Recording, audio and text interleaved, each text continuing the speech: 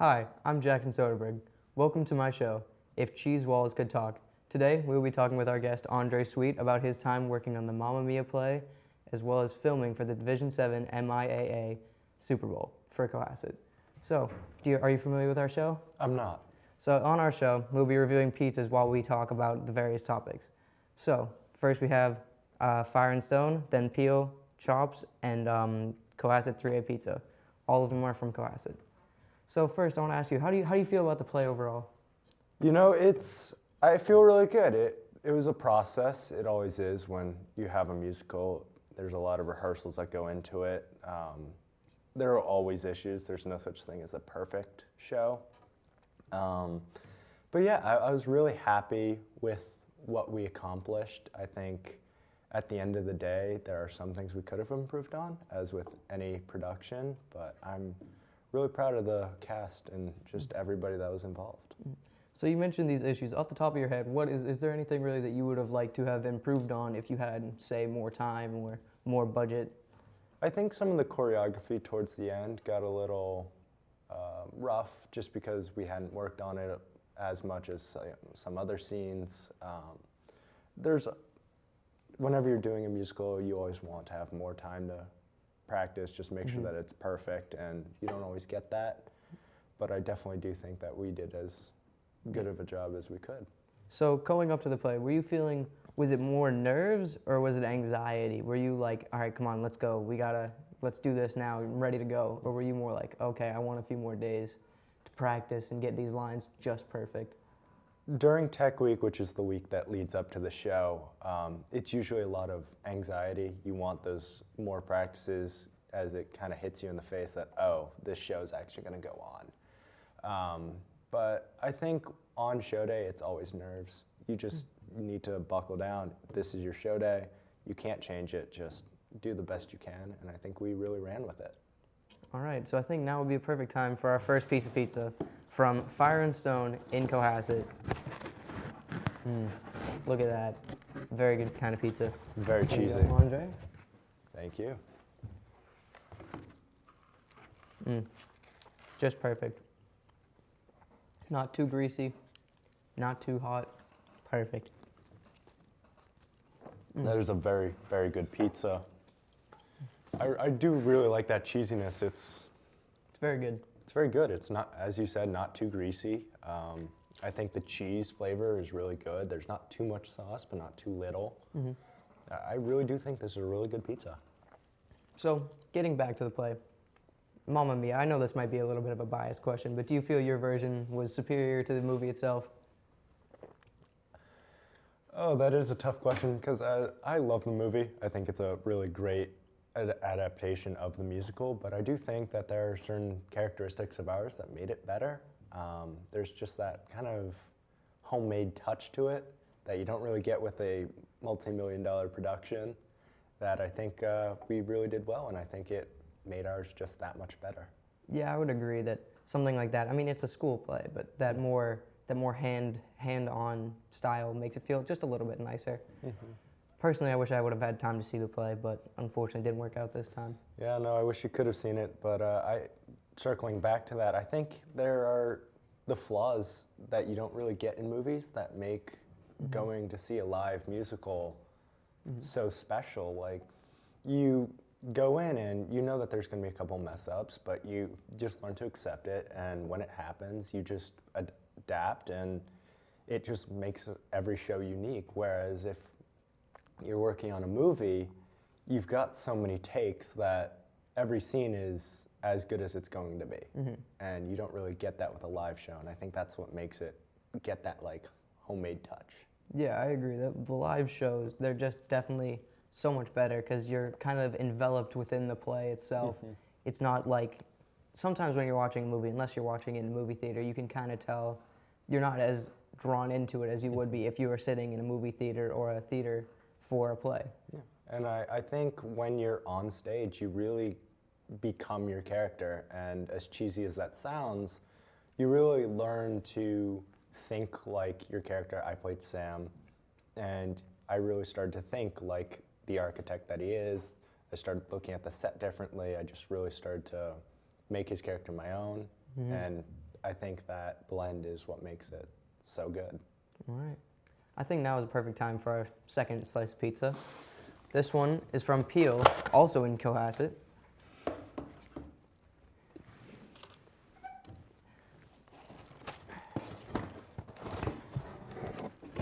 This one's a little bit different style of pizza from the other one. Definitely a bit bigger. Here we go, Andre. Thank you.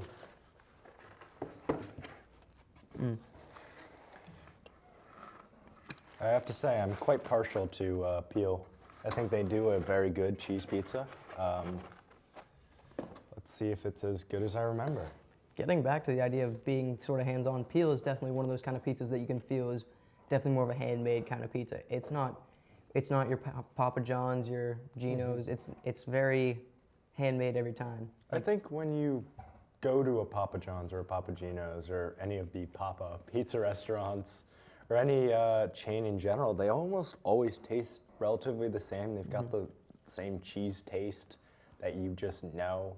Yeah. And that sauce isn't like authentic. There's something almost synthetic that tasting about it. Yeah, this definitely feels like something more that your grandmother would have made for you at home sometime in the summer. Yes, definitely. And I think, especially with Peel, you almost don't really taste the grease. It's a lot more of just cheese flavor. The dough is very good. As I forgot to touch on with Fire and Stone, I really like the way that their crust tastes. It's very almost doughy tasting. It's very authentic, and it makes it really feel like it was in a Fire and Stone oven. Yeah, and myself too, I'm partial to the thinner style of the crackery-esque crust. I'm personally partial to that. I very much enjoy it over the thicker crust of more fast food style pizzas. The ones where you have to very much chew it and almost rip off the crust because they cooked it either too long or too little.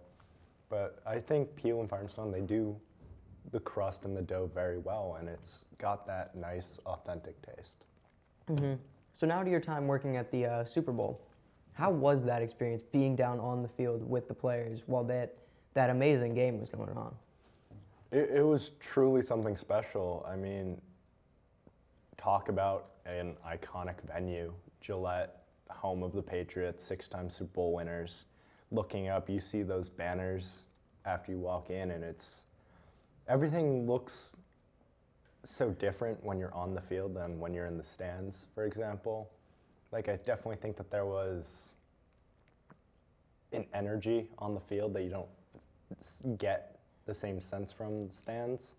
I've been lucky enough to go to a couple of Patriots games, and I think the stands have their own separate kind of vibe, but when you're on the field, it's everything circles around the game, the players, and I think that's a very interesting dynamic. Yeah. And I heard this rumor that before the game, you guys were allowed in the press boxes. Is that true? And what was that experience like? It is. I was unfortunately not able to make it up there. I stayed mostly on the field, but from what I heard, it was very fun. There was a buffet, from what I heard. Very jealous. Yeah, and it gives you a different view. Obviously, most of us haven't been in a press box before, so just getting that view from a different side of Gillette and just being able to look down on the field, I can only assume was a wonderful experience. Yeah. So, speaking of your time on the field, were there any points in time where you had any mishaps with the camera, anything go wrong, anything that you would have liked to have changed? Josh Burke's touchdown, the second one for Cohasset, the button I was using to record stopped working as he's running into the end zone, and to this day I regret not being able to get that because I was perfectly in position to get one of the game-deciding touchdowns. It would actually end up being the game winner. Yeah, because that's a great shot for you, but it's also an incredibly important moment for him. That would have been an amazing shot, I assume. Yeah, and I got all the other touchdowns, and it almost feels wrong to not get Josh's, seeing as he's such a pivotal part of the team, and he helped lead them to a Super Bowl win. Yeah. All right, I think it's now time for our third piece of pizza. This one coming from Chops in Cohasset.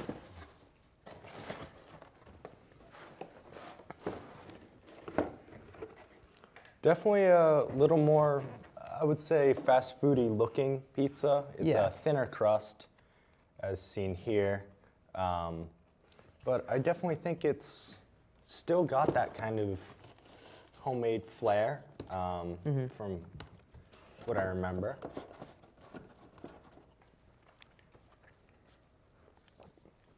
I must say there's not as much sauce, which I think detracts from the pizza-ness of it all, but Yeah. I think it's very good. The cheese flavor, I think, is very prominent, and that's always, when you're ordering a cheese pizza, what you want. But yeah, I think it's a very good pizza. I agree. It's not quite as homemade as the other two, although it still is very good. It just doesn't have that necessary flair that the other two did. So in my opinion, I would say it's a little bit worse than the other two, but I still like it quite a lot. It gets the sense that this was just made in maybe a regular old oven, whereas the others almost get that feel like they were put into A brick and stone. brick oven. and stone, like really homemade, classic Italian American Yeah. style. So continuing with the Super Bowl, being down on that field with the players, when was the time that you knew that we'd won that game? I would say I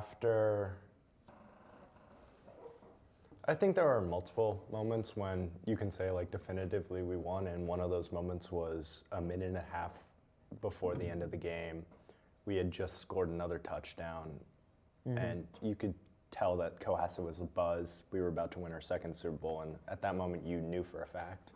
But I would almost say Wacona at the end of the second quarter, missing their 2-point conversion and giving us that 2-point lead going into the half. And then once we walked into the locker room, there was nobody that was worried about losing the game. There's a clip of Coach A that I got just saying that they're not a better team. We knew we could win, and as long as we just kept our heads high and we powered through, we were going to do it. So. Yeah. And I think personally that first touchdown from Will Baker, I think that was very pivotal.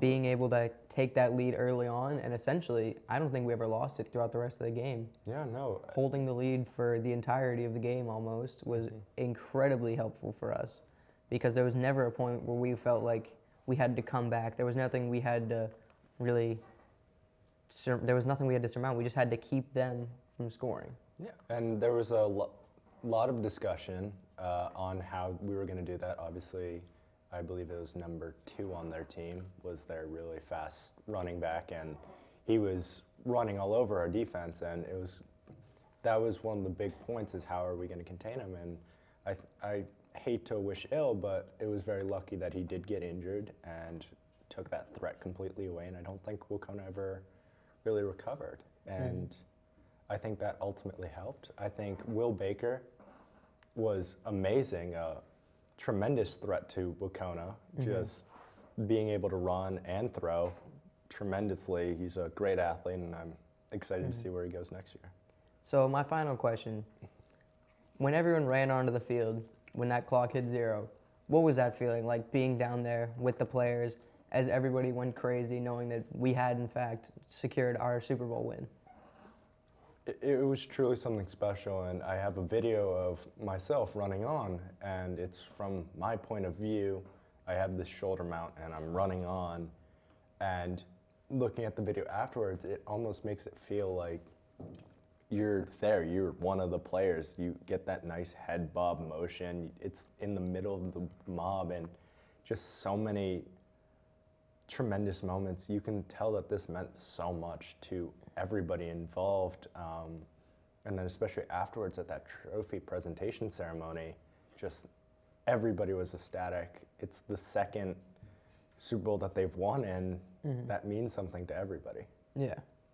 All right, so I think before we say goodbye, we'll try our last slice of pizza. This one coming from 3A in Cohasset.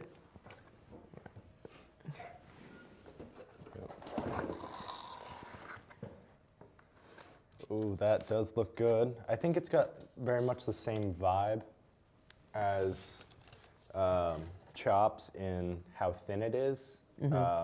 Definitely, I think the cheese is a little more cooked, and I like that, a very cooked, melty cheese.